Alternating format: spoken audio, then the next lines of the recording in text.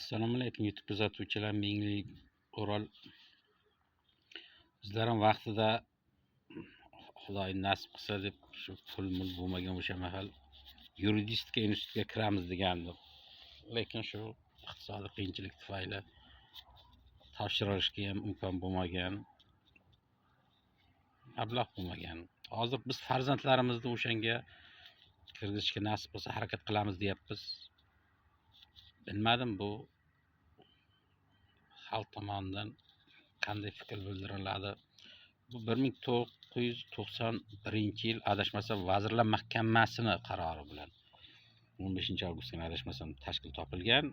Keyin birinchi prezidentimiz 2013-yili universitet deb nomlangan. Keyin prezidentimizni 1990-qarori bilan adashmasam shunday nomlangan. Chunki men o'sha mahal juda qiziqqanman bu narsaga.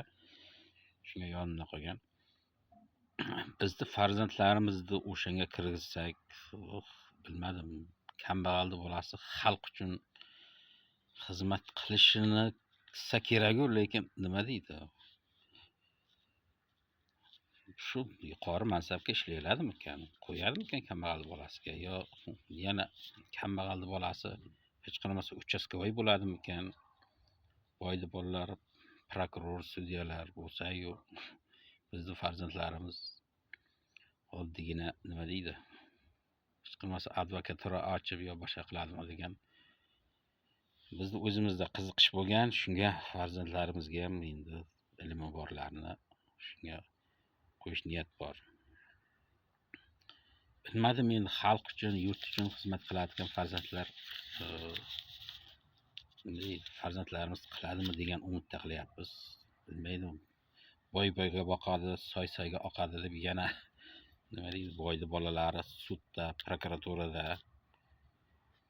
ichki ishlar katta ishida ishlasa, bizni bolalarimiz oddiy ishda, oddiy uchastkovoy bo'lib umrini o'tkazaman deymanda, yugurdanklar deb fikrlayman-da. Balkim prezidentimiz harakat qilyapti-ku, jamiyat o'zgarar. Hamma narsa nima deydi, bodi kamera qilsa, masalan shu yana o'ylab qolaman-da, mana shu farzandlarimiz shuncha o'qitib, joylashtirib, mana qilganga yarasha yana shu korrupsion tizim kadrlariga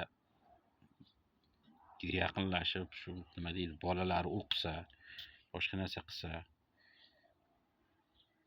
bizni farzandlarimiz ham shulardan odamga yuqib qoladimi deb inson qo'rqadi-da. Bilmadim, yana hamma qanday fikrlaydi. Ularga biz pul yetkazib beralar ekanmizmi? Ularning bolalari katta pul yeb, ichib, mablag' kissasida turib, bizni farzandlarimiz ham ma'naviyati deydimi, qandaydir dada pul topib bering desa, qanday bo'ladi, uni bilmadim.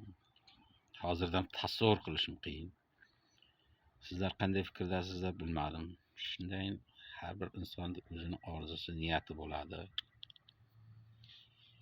Xo'p, hamma o'zining kommentariyasini yozsin. Bizni farzandlarimiz ham yuridistikaga kirsa, prokuror yoki sudya yoki yuqori turuvchi turadigan anovlarda ishlaydimikan, o'z sohasi bo'yicha kirsa, hamma o'z fikrini yozsin. Hamma ham farzandini o'shanda yuridistika o'qishga niyat qilganlar kirgizsin, yuqori ishda ishlasin.